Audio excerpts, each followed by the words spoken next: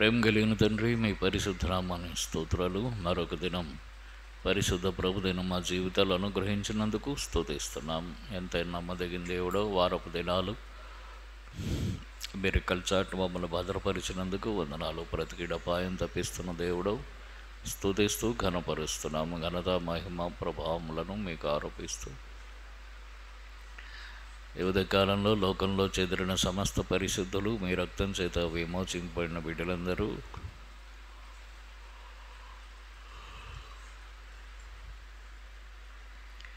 ఆయా సంఘాలుగా సమాజాలుగా కూడి మిమ్మల్ని ఆరాధిస్తుండగా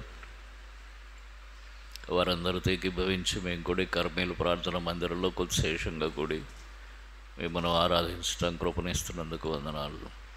రాగలిగిన వారిని బట్టి స్తుతిస్తున్నాము. మార్గ మధ్యమదన్న వారు క్షేమంగా రావడానికి సహాయం చేయండి. ఇళ్ల వద్ద ఉన్నవారు త్వరపడి బయలుదేరే కృపనివ్వండి, కనికరం చూపండి. కోడిగా ఆదరించేంతవరకు శిరసత్వ వహించండి. పాడుకునే పాటలు దయచేయండి.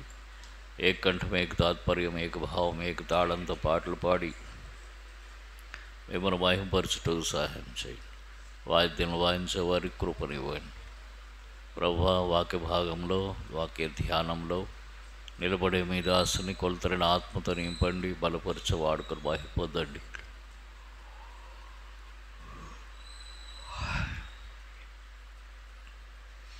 ప్రభు సహాయం చేయండి. అలసట బడలిక దూరం చేయండి. ప్రభు కనికరం చూపండి. వేడుకుంటున్నాము. ఆత్మతో సత్యంతో మిమ్మల్ని ఆరాధించుకున్నట్లు యోగ్యమైన రీతిలో బరిలో చేయముంచినట్లు సహాయం చేయండి. ప్రభువా, కృప చూపించండి. మేము కూర్చుండుట, లేచుట, నిలుచుట, పాడుట, ఆరాధించుట, రొట్టె విరుచుట, కానుకలు అర్పించుట సమస్తం మీ నామనికి అంగీకారయోగ్యంగా పరలోక క్రమంలో ఉండనట్లు సహాయం చేయండి. రావలసిన మీ ప్రజలను మరొకసారి జ్ఞాపకం చేసుకోమని వేడుకున్నాం. ఈ స్థలం, ఈ ఆవరణం నన్ను మమ్మల్ని మీ రక్త ప్రోక్షలు తెచ్చుకున్న మా అపరాధాలు, దోషాలు, తప్పిదాలు, మా ఊహలు, ఆలోచనలు, తలంపుల్లో చెడిపోయిన స్థితిని బట్టి క్షమించమని బతిమలాడుతున్నాం. మీ రక్త ప్రోక్షణ కోరుకున్నాం. పవిత్రపరచండి.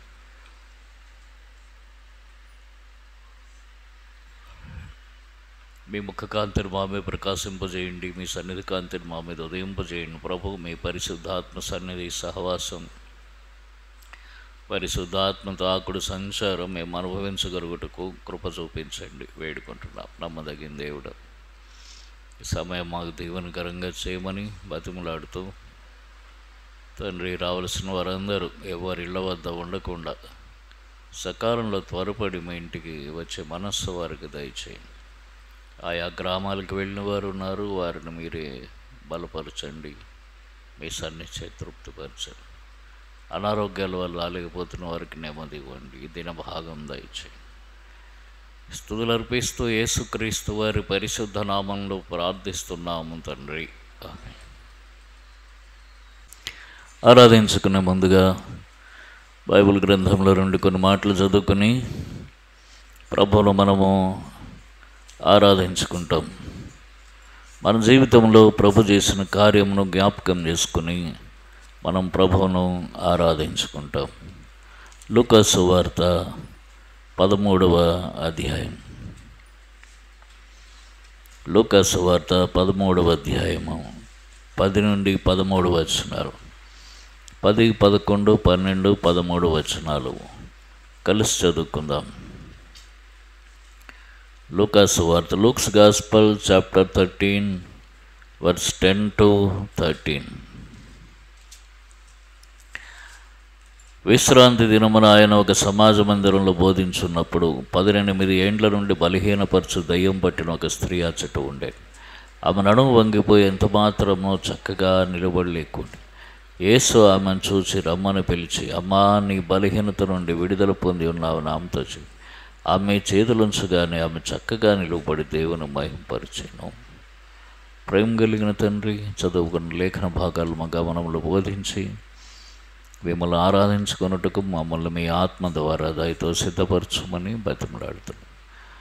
ఇంకా రావలసిన వారు అనేకులు ఉన్నారు, త్వరపడి వచ్చే మనస్సు వారికి అనుగ్రహించమని వేడుకుంటున్నాం. యేసుక్రీస్తు వారి పరిశుద్ధ నామంలో ప్రార్థిస్తున్నాం తండ్రి, ఆమేన్.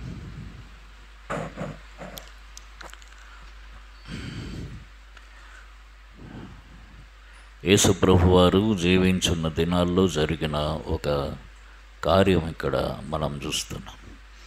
ఆయన సమాజ మందిరంలోనికి వచ్చాడు, బోధిస్తున్నాడు. అది విశ్రాంతి దినం, అంటే శనివారం. అక్కడ ఒక ఆమె ఉందిట, 18 ఏండ్ల నుండి బలహీనపరుచు దయ్యం పట్టిన ఒక స్త్రీ.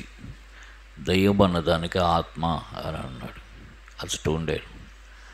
ఆమె నడుము వంగిపోయి ఎంత మాత్రం చక్కగా నిలబడలేకుండేను. అంటే దయ్యం పట్టింది. అది బలహీనపరిచే దయ్యం. ఏం బలహీనపరుస్తోంది? నడుములో ఉన్న శక్తిని బలహీనపరుస్తోంది. నడుము వంగిపోయింది. ఎన్ని సంవత్సరాలు బట్టి వంగిపోయింది? 18 సంవత్సరాలు బట్టి నడుము వంగిపోయింది. ఎప్పుడు వంగిందో మరి, ఇప్పుడు ఆమె వయస్సు ఎంతో తెలియదు. 18 నడుము వంగిపోతే నడవలేరు, 1 చూడలేరు, 2 నిలబడలేరు, అంటే ఏ పని బలంగా చేయలేరు. అనేక పనులకు ఇతరుల మీద ఆధారపడుతూ ఉండాలి. నడుము వంచేసింది దయ్యం.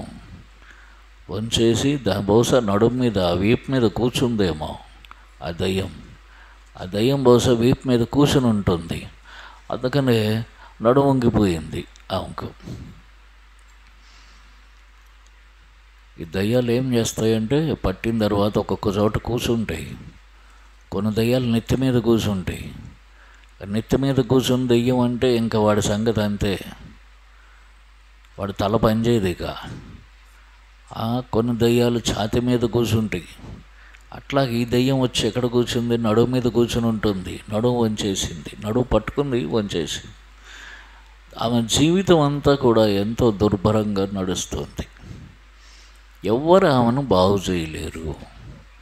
ఆ దయ్యమును వెళ్ళగొట్టడం కానీ, ఆమెను బాగు చేయటం కానీ ఎవరికి సాధ్యం కాదు. బహుశా ప్రయత్నాలు జరిగి ఉంటాయి, కానీ సాధ్యమై ఉండదు.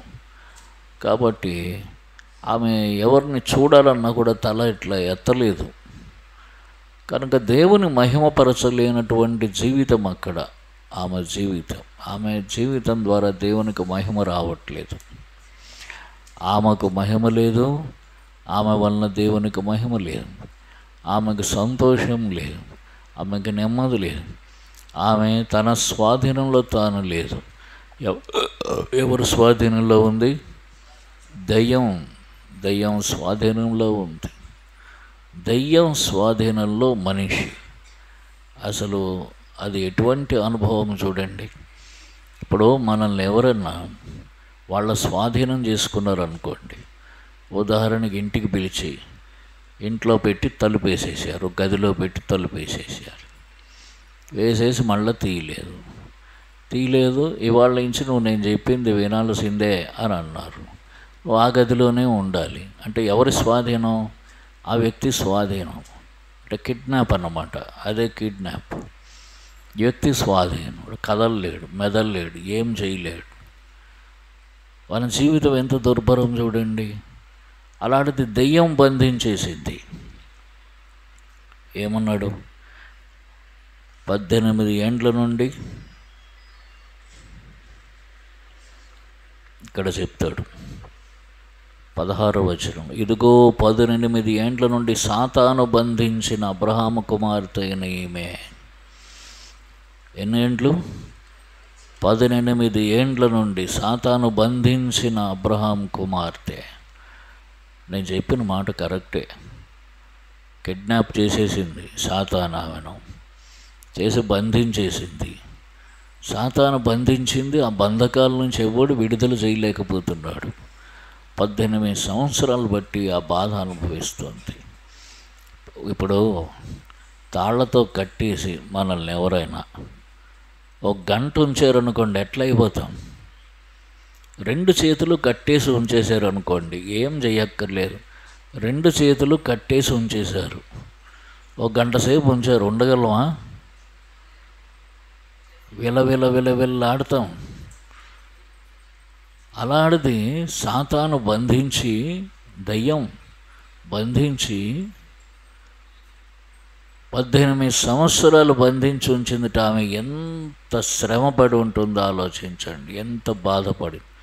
ఎంత విడిపించుకుందామన్నా కూడా ఆమె చేత కాదు. ఎందుకంటే మరణమంత బలము కలిగిన వాడు సాతాను. వాడి బంధకాల్లో నుంచి విడిపించుకోవటం ఎవరి తరం కాదు. అలాగన ఆమె బాధ, ఆమె పరిస్థితి చూడండి ఎంత దయనీయంగా ఉంది. అంటే ఎంత దుర్భరమైన జీవితం 18 సంవత్సరాలు అనుభవిస్తూ ఉన్నది ఆమె. ఎవ్వరు ఏమీ సహాయం చేయలేని, బాగు చేయలేని పరిస్థితి ఆమెది. తన జీవితం తనకే దుర్భరంగా, భారంగా ఉన్న పరిస్థితి. తరువాత తనకు గౌరవం లేదు. నడువంగిపోయిందని ఎగతాళి చేసేవారు కూడా ఉంటారు. గౌరవం లేదు, దేవునికి మహిమ లేదు. ఎందుకంటే దేవునికి మహిమకరంగా తాను ఏమీ చేయలేదు, దేవునికి మహిమ లేదు. ఇటువంటి బలహీనమైన స్థితిలో ప్రభువు ఆమె ఉన్న విశ్రాంతి సమాజ మందిరానికి వచ్చాడు. ఆ అమ్మాయి, ఆ స్త్రీ ఏ సమాజ మందిరములకు వెళ్తోందో ఆ సమాజ మందిరానికి వచ్చాడు. అబ్రహాము కుమార్తె అంటే యూదురాలు. అబ్రహాం కుమార్తె అన్నాడంటే యూదురాలు అన్నమాట. కాబట్టి సమాజ మందిరానికి వస్తోంది, ప్రతి విశ్రాంతిని వస్తోంది. కానీ ఆమెకు ఎక్కడ స్వస్థత దొరకట్లేదు. యేసు ప్రభువారు ఆ సమాజ మందిరానికి వెళ్ళాడు. ఆమెతో ఒక్క మాట చెప్పాడు, అమ్మా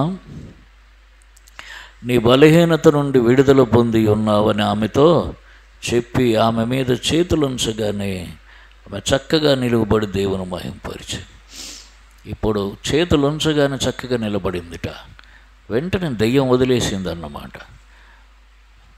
18 సంవత్సరాల నుంచి పట్టుకున్న దెయ్యం ఒక్కసారి వదిలేసి దానికి ఎంత బాధ అనిపించుంటుందో. దెయ్యానికి ఎవడన్నా పట్టుకుంటే వెళ్ళిపోవడానికి చాలా బాధ. దానికి వెళ్ళనంటుంది, ఒక్కరోజు ఉండి వెళ్ళిపోతానంటూ. ఒకసారి చిన్న పాపని పట్టుకుంది. ఆమె పాపని, ఒక చిన్న పాప అంటే ఒక 10 ఏళ్ళ అమ్మాయిని పట్టుకుంటే వెళ్ళిపోమంటే ఏడుస్తుంది. ఎందుకు ఏడుస్తాడు? ఒక్కరోజు ఉండి వెళ్ళిపోతాను పాస్టర్ గారు అంటుంది. ఇంకొక రోజుట దానికి తనివి తీరలేదు. దాన్ని ఉండనిచ్చేమనంటే ఒక్కరోజు కాదు, ఇంకా కూర్చుంటుంది. అట్లాగన దెయ్యానికి వెళ్ళిపోమంటే ఎంత బాధ. వెళ్ళిపోయింది. యేసు ప్రభువు వారు చేతులు ఉంచగానే అది వదిలేసి వెళ్ళిపోయింది. నువ్వు విడుదల పొంది ఉన్నావు అనగానే వెళ్ళిపోయింది. దెయ్యం వదిలేసింది. దేవుని చేతులు ఆమె మీద పడ్డాయి. సర్వశక్తిమంతుడైన దేవుని చేతులు, సర్వాధికారి అయిన వారి దేవుని చేతులు, కలువరి శిలువలో పాపులందరి కొరకు విరిచివేయబడిన ఆయన చేతులు, ప్రేమ కలిగిన చేతులు ఆమెను తాకాయి. అంతే, ఆ హస్తస్పర్శ ఆమెకు నూతన జీవం ఇచ్చింది, నూతన జీవితం ఇచ్చింది, నూతన గౌరవం వచ్చింది, నూతనమైన ఘనత వచ్చింది, నూతన సంతోషం ఆమె జీవితంలోనికి వచ్చింది, నూతనమైన వెలుగు ఆమె జీవితంలోనికి వచ్చింది. ఇప్పుడు ఆమె చక్కగా నిలబడింది అంటే గొప్ప ధైర్యం వచ్చింది. ప్రభువును మహింపరిచింది అంటే స్తుతించి ఘనపరిచింది. కనుక యేసు ప్రభు వారు దర్శించగానే ఆమె జీవితం మారిపోయింది. మన జీవితాలను జ్ఞాపకం చేసుకుందాం. అనేక సంవత్సరాలు యేసు ప్రభుని ఎరక్క మునుపుకు అనేకమైన బలహీనతల చేత ఆవరింపబడి నడుము వంగిపోయిన స్థితి, లేవలేని స్థితి, దిక్కుమాలిన స్థితి, నడవలేని స్థితి, గౌరవం లేనటువంటి స్థితి, ఎవరు మనల్ని అందులో నుంచి విడిపించలేనటువంటి స్థితి, ఎవరు విడిపించలేని బలహీనత ఏదుందో అది దయ్యంలాగానే ఉంటుంది, దయ్యం పట్టుకున్నట్టే లెక్క. అటువంటి బలహీన స్థితి, పాపస్థితి, ఆ పాపం నుంచి విడిపించలేని స్థితి మనం కూడా జీవిస్తూ ఉన్నాం. ఇవి అబ్రహాం కుమార్తె.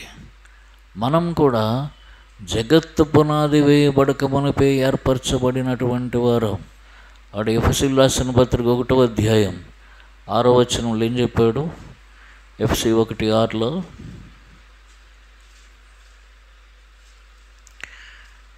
తన ప్రియుని యందు తాను ఉచితముగా మనకు అనుగ్రహించిన తన కృపా మహిమ కీర్తి కలుగునట్లు తన చిత్త ప్రకారమైన దయా సంకల్పము చొప్పున యేసుక్రీస్తు ద్వారా తన కుమారులుగా స్వీకరించుటకై మనలను ముందుగా తన కోసం నిర్ణయించుకుని మనం తన ఎదుట పరిశుద్ధులము నిర్దోషులమై ఉండవల్లని జగత్తు పునాది వేయబడక మునిపే ప్రేమ చేత ఆయన క్రీస్తులో మనల్ని ఏర్పరచుకొని తనకు కుమారులుగా స్వీకరించుటకు జగత్తు పునాది వేయబడక మునిపే క్రీస్తులో ఏర్పరచుకున్నాను.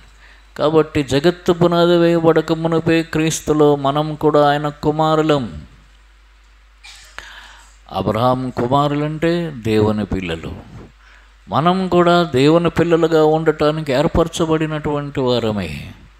అయితే సాతాను చేత బంధింపబడ్డాం. ఎన్ని సంవత్సరాలు? ఆమెకైతే 18 సంవత్సరాలు, నాకైతే 35 సంవత్సరాలు. మీకెన్ని సంవత్సరాలు? ఒక్కొక్కరికి ఒక్కొక్క వయస్సు. నేను 35 సంవత్సరాలు బంధింపబడ్డాను. అనేకమైన దెయ్యముల చేత, అనేక బలహీనతల చేత చక్కగా నిలవబడలేనటువంటి స్థితి, గౌరవం లేని స్థితి, నెమ్మది లేని స్థితి. అంటే నడుము వంగిపోతే తల పైకి లేవదు, తల దించుకున్న స్థితి దేన్ని చూపిస్తోంది? సిగ్గుతో జీవించిన స్థితిని చూపిస్తుంది. ఏదైనా తప్పు చేస్తే తలదించుకుంటాం, ఎప్పుడు సిగ్గుపడి తలదించుకుంటాం. కాబట్టి ఆమె తలదించుకుందంటే సిగ్గుతో ఉన్న స్థితి. కాబట్టి అనేక సంవత్సరాలు సిగ్గుపడిన జీవితం మనది. సిగ్గుతో తలదించుకున్న జీవితం, చక్కగా నిలబడలేనటువంటి జీవితం, బలహీనతల చేత ఆవరింపబడి వంచబడినటువంటి జీవితం, బలహీనతలకు వంగిపోయినటువంటి జీవితం. అక్కడ సాతానుకు లోబడి వంగిపోయింది ఆమె. బలహీనపరచు ఆత్మ అని అన్నాడు. ఆ బలహీనపరచు ఆత్మకు వంగిపోయింది లోబడి. మనం అనేక బలహీనతలకు లోబడి వంగిపోయిన వారం. వంగిపోయామంటే సరెండర్ అయిపోయామని అర్థం, లోబడిపోయామని అర్థం. అనేక బలహీనతలకు లోబడిపోయినటువంటి వారం మనం. అవి మన మీద కూర్చున్నాయి ఆ దయ్యాల్లో. ఎన్ని సంవత్సరాలు? యేసు ప్రభువారు మనల్ని దర్శించిన దినం వరకు ప్రభు ఎంత దయగలిగిన వాడు, మనకు విడుదల ఇచ్చాడు. మన దగ్గరకు వచ్చి అదే మాట, అమ్మా నీ బలహీనత నుండి నీవు విడుదల పొంది ఉన్నామని ఆమెతో చెప్పినట్లు మనల్ని కూడా మన బలహీనత నుండి విడుదల పొందమని ఆజ్ఞాపించాడు. ఆయన స్వరం మనకు ఆ విడుదల దయచేస్తుంది. ఆయన వాక్యం మనకు విడుదల దయచేస్తుంది. ఆయన మాట మనకు విడుదల దయచేస్తుంది. ఇప్పుడు చక్కగా నిలబడి అంటే సిగ్గుపడాల్సిన పని లేదు. అందుకనే అక్కడ 1వ యోహానులో ఆ మాట మనకు ఆ అర్థం అయ్యేలాగా తెలియజేస్తుంది. 1వ యోహాను 2వ అధ్యాయంలో అంటాడు,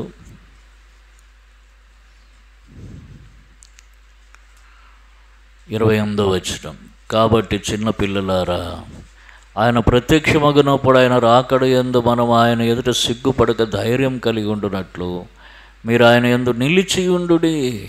సిగ్గుపడక ధైర్యంతో నిలిచి ఉండే జీవితం ఇప్పుడు మనకు వచ్చింది. ఎందుకంటే ఆ దయ్యం మన నడుము మీద లేదు, మన జీవితంలో ఆ దయ్యం లేదు, ఆ సాతాను లేడు, ఆ అపవాది లేడు, ఆ బలహీనత లేదు. దాని నుండి విడుదల పొందాం. అది 1, 2, 3, 30 ఎవరి అనుభవం వారిది. ఒక్కొక్కరిని కొన్ని బలహీనతలు ఆవరించి పట్టుకొని నడుము ఎత్తలేకుండా చేశాయి. ఆమె ఎక్కడికి వస్తోంది? సమాజ మందిరానికి వస్తోంది, కానీ ఆమెకు విడుదల దొరకలేదు. మనం కూడా దేవుని మందిరానికి వస్తూ పోతూ ఉండొచ్చు, లేదంటే ఏదో తెలియని దేవునికి భక్తి చేస్తూ ఉండొచ్చు. ఎట్లనో విడుదల కోరుకుంటూ తిరిగాం, మన జీవితంలో దొరకలేదు. యేసు ప్రభువారు కనికరం చూపారు. ఆయన చేతులు మన మీద నుంచాడు. ఆయన చేతులు ఆమె మీద నుంచగా ఆమె లేచి నిలబడి చక్కగా నిలబడి దేవుని మహింపరచు. యేసు ప్రభువారు తన చేతులు మన మీద నుంచాడు. కలువరి శిలువలో గాయపడిన చేతులు, రక్తం కార్చిన చేతులు, ప్రాణమిచ్చిన చేతులు, ప్రేమించిన చేతులు, ఆ చేతులతో మనల్ని తాకాడు. చూడండి, ఇటువంటి అనుభవం ఇది. దేవుని చేతులు మనల్ని స్పృశించాయి, మనల్ని తాకాయి. కనుక మనం ధన్యులం. ఇప్పుడు లేచి నిలబడుతున్నాం, సిగ్గుపడక ధైర్యంగా లేచి నిలబడుతున్నాం అంటే గౌరవంగా బతుకుతున్నాం. సంతోషం వచ్చింది మన జీవితంలోకి, వెలుగు వచ్చింది మన జీవితంలోనికి, జీవం వచ్చింది మన జీవితంలోనికి. ఈ ధైర్యము శరీర సంబంధమైన ధైర్యం కాదు. చాలామంది తప్పు చేసి కూడా ఏం చెప్పు, ఏం చేస్తే చేశాను ఏంటంట అని అంటారు. అది శరీర సంబంధమైన ధైర్యం. మనది అటువంటి ధైర్యం కాదు, ఇది ఆత్మ సంబంధమైన ధైర్యం. ఇదిగో నా బలహీనతల నుండి విడుదల పొందాను, ఇక నా బలహీనతలు నన్ను ఆవరించవు, ఇక నా బలహీనతలు నన్ను వంచివేయవు, నన్ను లోబరుచుకోవు. యేసుక్రీస్తు ప్రభువారి రక్తం వాటి నుండి నాకు విడుదల దయచేసింది. అక్కడ అన్నాడు చూడండి, ఎఫెసీ 1:7, ఎఫెసీ 1:7 చదవండి ఎవరన్నా. బట్టి ఆయన రక్తము వలన మనకు విమోచనమును, అనగా మన అపరాధములకు క్షమాపణ, మనకు విమోచనము. ఆయన రక్తం వలన ఆ బలహీనతల నుండి విడుదల. విమోచనం అంటే విడుదల. మన అపరాధముల నుండి క్షమాపణ మనకు కలిగి. ఆ దయ్యం మనల్ని విడిచిపెట్టిపోయింది. ఆ సాతాను స్వాధీనంలో నుంచి బయటకు వచ్చి, సాతాను బంధించిన అబ్రహాం కుమార్తె, సాతాను బంధించిన మనము ఎన్ని సంవత్సరాలు, పుట్టింది మొదలుకొని మారు మనసు పొందినంత వరకు సాతాను చేత బంధింపబడిన మనము. నీవింకా మారు మనసు పొందకపోతే ఈ దినం కూడా నువ్వు ఎవరి చేత బంధింపబడి ఉన్నావో, సాతాను చేత బంధింపబడి ఉన్నావు అని అర్థం. ఏ వయసు అయినా సరే సాతాను చేత బంధింపబడి ఉన్నావు. సాతాను నిన్ను బంధించి ఉంచింది. విడుదల పొందాలంటే అపరాధములకు క్షమాపణ దొరకాలి. నీ అపరాధాలు క్షమించబడాలి. ఎప్పుడు క్షమించబడతాయి? ఒప్పుకుంటే క్షమించబడతాయి. మనము మన పాపములను ఒప్పుకొని నీడలా ఆయన నమ్మదగినవాడు, నీతిమంతుడు గనుక మన పాపములను క్షమించి సమస్త దుర్నీతి నుండి మనలను పవిత్రులుగా చేస్తే, ఒప్పుకుంటే క్షమిస్తాడు. యేసు రక్తం ప్రతి పాపము నుండి మనల్ని పవిత్రులుగా చేస్తాడు. అప్పుడు యేసు ప్రభు రక్తం మనల్ని పవిత్రపరుస్తోంది. అప్పుడు మనకు విడుదల. ఎక్కడి నుంచి? సాతాను చేతిలో నుంచి విడుదల. ఈ దినం అర్థం చేసుకో, నువ్వు ఎవరి చేత బంధింపబడి ఉన్నావు. ఇంకా గనుక నువ్వు మారు మనసు పొందకుండా ఉంటే అబ్రహాం కుమార్తెవే సాతాను చేత బంధింపబడి ఉన్నావు. ఇది చూడండి ఈక్వేషన్ ఎట్లా ఉందో. అబ్రహాం కుమార్తె అంటే దేవుని పిల్లలు సాతాను చేత బంధింపబడి ఉన్నారు. నీ ఇంట్లో నువ్వు నీ తల్లిదండ్రులు క్రైస్తవులు కావచ్చు, నిన్ను మాత్రం సాతాను బంధించి ఉంచాడు. అది దాని అర్థం. విడుదల పొందాలి. గ్రేట్ రిడెంప్షన్, గొప్ప విడుదల మనం పొందాం. అపరాధములు క్షమాపణ ఎప్పుడైతే కలిగిందో అప్పుడు గొప్ప విడుదల వచ్చింది. సాతాను పారిపోయాడు, వదిలేసి వెళ్ళిపోయాడు. బంధించిన ఆమెను వదిలిపెట్టి వెళ్ళిపోయాడు. మనల్ని బంధించిన సాతాను వదిలి వెళ్ళిపోయాడు కనుక ఇప్పుడు మనకు విడుదల. విమోచింపబడ్డాం, ప్రశాంతంగా ఉన్నాం, ఫ్రీ, స్వేచ్ఛగా ఉన్నాం. ఎవరు మనల్ని ఇప్పుడు మరల బంధించలేరు, ఎవరు బలవంతం చేయలేరు. చక్కగా నిలబడి చూస్తున్నాం, సంతోషంతో జీవిస్తున్నాం, గౌరవంగా జీవిస్తున్నాం, తరువాత దేవుని మహింపరుస్తున్నాం.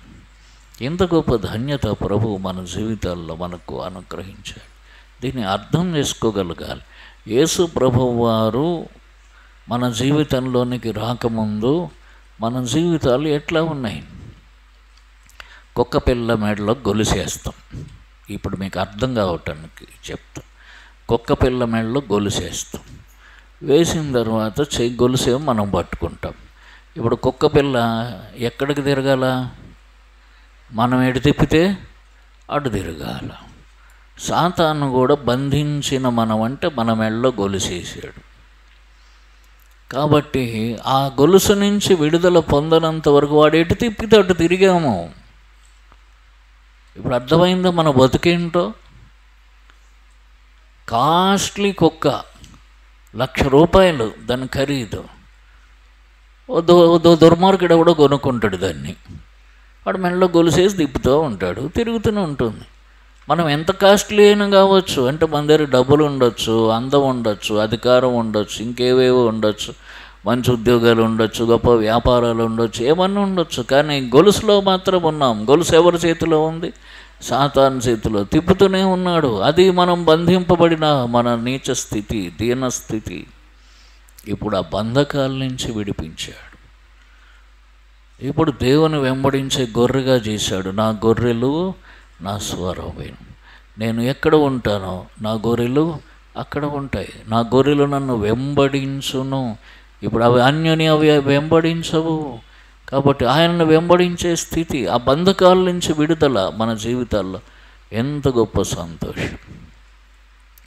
ఇందుకోసం యేసుక్రీస్తు ప్రభువారు సిలువలో బంధింపబడ్డాడు, వేలాడాడు, మేకలు కొట్టుబడ్డాయి, వేలాడాడు, రక్తం కార్చాడు, మనకు గొప్ప విడుదల ఇచ్చాడు.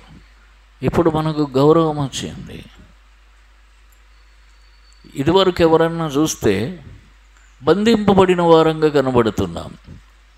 అందుకని ఆ మాట కూడా చెప్పారు ప్రభు యోహాను 8:34, పాపం చేయి ప్రతివాడు పాపమునకు దాసుడు. ఆ దాసత్వం, ఆ బంధకాలు. అయితే ఇప్పుడు విడుదల పొందాము కనుక చక్కగా నిలబడిన స్థితి ప్రభు మన జీవితంలో ఇచ్చాడు. అందుకు ప్రభువును స్తుతిస్తాం. విడిపించబడ్డాం, ప్రభువును స్తుతిస్తాం. గౌరవం వచ్చింది జీవితాలకు, ప్రభువును స్తుతిస్తాం. చక్కగా నిలబడుతున్నాం, ప్రభువును స్తుతిస్తాం. ఎవ్వరు మనల్ని, ఏ శక్తి, ఏ వ్యక్తి మనల్ని బంధించి ఉంచలేదు. సాతాను, అపవాది, దయ్యము మనల్ని బంధించి ఉంచలేదు. ప్రభువుకు స్తోత్రం. ప్రభువును స్తుతించి ఆరాధిస్తాం. కనుక ఇక జీవించే జీవితం ప్రభు మహిమ కొరకు జీవిస్తాము. అక్కడ రోమా 6లో అంటాడు, ఇదివరకు పాపమునకు దాసులై ఉంటిరి, ఇప్పుడు దేవునికి నీతికి దాసులై ఉన్నారు, అందుకొరకు దేవునికి స్తోత్రం. కాబట్టి ఇప్పుడు నీతికి దాసులం, నీతి చేత బంధింపబడ్డాము. నీతి చేత బంధింపబడ్డాము, అది మనకు గౌరవాన్ని ఇస్తుంది. కనుక అందుకు దేవునికి స్తోత్రం. జీవితం మారిపోయింది, బ్రతుకు మారిపోయింది. కాబట్టి ఇంత గొప్ప ధన్యత అర్థం చేసుకోవాలి. ఇంత గొప్ప ధన్యత మనకు అనుగ్రహించాడు. ఆ నడుము వంగిన స్థితిలో నుంచి మనల్ని లేవనెత్తాడు. ఏమిచ్చి ప్రభువుకు మన రుణం తీర్చుకోలేం. పాపములు క్షమింపబడ్డాయి, విడుదల పొందాము.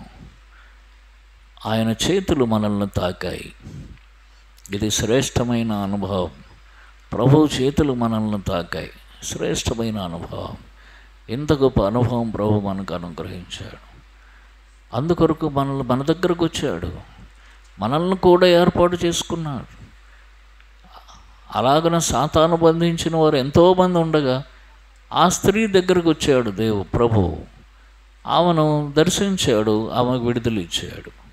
అలాగన ప్రభు మనల్ని, ఈ లోకంలో ఎంతోమంది ఉండగా మన దగ్గరకు వచ్చాడు, మనల్ని దర్శించాడు, మనకు విడుదల ఇచ్చాడు. ఎంత గొప్ప ధన్యత. కనుక మనం ప్రభువును స్తుతించి ఆరాధిస్తాం. కొద్ది సమయం ఈ తలంపులతో మనం ప్రభువును ఆరాధించుకుందాం. మోకరిల్లండి, పాట పాడుకోము, ఆరాధించుకుంటాం. మోకరిల్లండి, ఒకరి తరువాత ఒకరు క్లుప్తంగా, ఒక సహోదరుడు ఒక సహోదరి మార్చి ఈ తలంపులతో, ఈ అనుభవాలతో, చెప్పబడిన తలంపులతో, అనుభవాలతో ప్రభువును స్తుతించి ఆరాధించుకుంటాం. ఒకరి తర్వాత ఒకరు దయచేసి ఆరాధించండి.